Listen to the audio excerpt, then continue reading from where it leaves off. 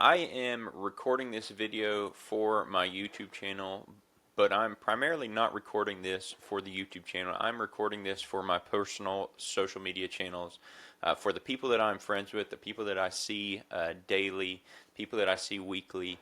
And the reason I'm doing that is I believe that there is a fundamental opportunity right now, and that is in Bitcoin. And many of you probably think that you can't afford Bitcoin. It's as of today, it's actually come down quite a bit. It's at 89,000, 88,000, something like that. And you say, well, I can't afford to buy $88,000 Bitcoin. You probably don't understand or realize that you don't have to buy an entire Bitcoin. You can buy small fractions of a Bitcoin. If you have $100 to available to spend, you can buy $100 worth of Bitcoin. But I want to go through and tell you why there is a huge opportunity in Bitcoin and why you have not missed the boat. The boat hasn't even left the dock yet, and I'm going to explain why in this video. Alright, so this is the current U.S. inflation rate, or what they claim is the current U.S. inflation rate. And they say, or they claim that it's 3% or so in the last 12 years. But I'm going to show you why it is actually much higher than that. First of all, let's just look at the inflation rate and the way that they calculate it right now. They keep changing the way that they calculate the inflation rate so that they can keep it low. But if you go back to the inflation rate that they used in 1980, you can see here that, this was like 2020 to 2022. We were at like a 12 or 13, maybe even 15% inflation rate. Now we're back to about 8 or so. And so if you think about the inflation rate, whatever you invest in, it's going to you basically have to beat your inflation rate to even make any progress whatsoever. So if we say we're at 8%, you've got to be able to beat 8% in order to even gain anything. So yeah, you may see your portfolio go up, but if it's not beating 8%, then you're not actually gaining anything. And I actually believe that the true inflation rate is probably closer to 14, 15%. And so if let's say that you're earning 10 or 12% on your market accounts, you're still losing out in the value of that money and what it can actually purchase. This is the Fed rate of money supply. So if you look at this, this is what the money supply has been since back here in the basically 1959. And you can see here, we talked about 2008 and how much money was printed in 2008. And it's literally just a little blip here, 2008 to 2009. Really, in comparison to what they did in 2020 and 2022, there was hardly anything printed back then. But you can see they continued to just print money. And by default, when you print money, the existing money goes down in value. And so you can see here from March of 2020, or really I guess it was February 2020, all the way up to April of 2022. I mean, it just skyrocketed. It came down a little bit, but here we are again, back to printing money. Bitcoin compared to the US dollar will always go up because they just continue to print money. Whereas with Bitcoin, if you look at the return on Bitcoin, Bitcoin has been the greatest asset class that we've had in the last 10 years. And you can see here, if we look right now, just the last 52 weeks, Bitcoin has gone up 79% just in the last 52 weeks.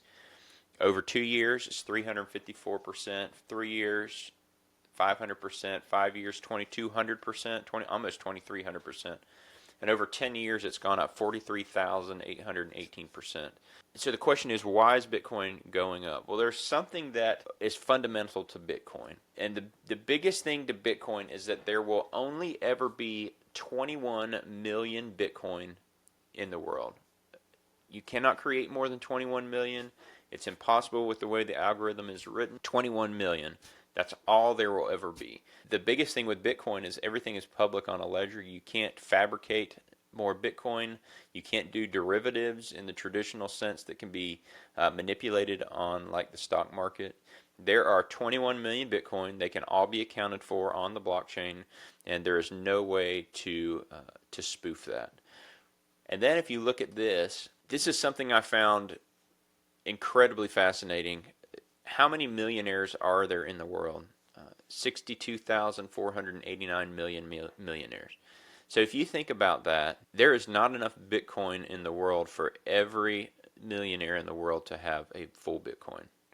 In fact, if you look down here, there are 26 million millionaires, almost 27 million millionaires in the United States. So there's not even enough Bitcoin in the world for every millionaire in the US to have a single Bitcoin. This is a chart, what's called the halving chart for Bitcoin.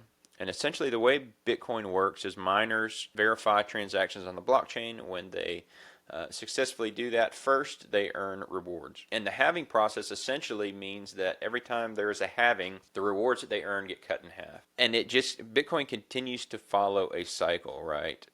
So this was 2013, there was a halving. About a year and a half after the halving, it spikes up to a new all-time high, and then it does that sequence, so it came back down, then it went back up to an even new all-time high. It fluctuated back down, hit a low, and then came up a little bit, and then there was another halving. Same thing happens. Boom. You go up to another all-time high, it sort of moves sideways for a little while, up and down, and then there's another halving. And then boom, it goes to a new all-time high, goes sideways for a little while, and then this is 2024. So last year, about March, we had a new halving happen.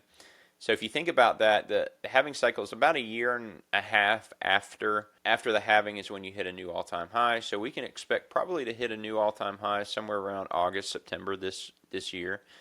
But Bitcoin is going to continue to do that process of going up, hitting a halving, until eventually it's just simply transaction fees that keep Bitcoin going. And the crazy thing is that we are still so early on this. And when I say that we are just getting started with Bitcoin, if you look at this, MicroStrategy, actually they changed their name to just Strategy now, is probably the largest holder of Bitcoin, and they have 499,000 Bitcoin as of right now, February 2024, worth like, what is it, $28 billion. So that's 500,000, and Michael Saylor, the CEO of Strategy, has said that he will never sell any Bitcoin. So that's 500,000 Bitcoins off the table right there that will never be sold again. If you look at the nation states, so right now there's not even governments that are really actively buying Bitcoin. 13 nation states confirmed to hold Bitcoin. So for instance, and here's the interesting, only El Salvador stands out as the only country to make direct Bitcoin purchases. So the United States has 208,000 Bitcoin. That was seized, so that's seized Bitcoin. United Kingdom 61,000, whole list, and El Salvador has 5,900 Bitcoin. So what happens whenever nation states begin purchasing Bitcoin at a huge level? It's going to be unprecedented. So I say all of that to say, if you have even considered buying Bitcoin and you are confused about how to do it, maybe you've thought for the longest time that you had to buy a whole Bitcoin if you wanted to buy any Bitcoin. That's not the case. I learned about Bitcoin when it was $3, and I struggled to figure out how to buy it, and I finally gave up, and I kick myself every day for that. But we are still so early in Bitcoin, even at 80,000. Most analysts expect Bitcoin to eventually hit anywhere from $13 million to $35 million per Bitcoin. So if you think about it like that, there is still a huge amount of spread for Bitcoin to move. So if you're struggling, you don't know how to do it, I actually created a course that teaches you exactly how to buy Bitcoin step by step, how to create an account, how to buy it, and how to custody it so you don't have to worry about it ever being stolen like what happened in FTX. So I have a Skool community. It's called Blockchain Freedom. Right now there are 22 members in the group.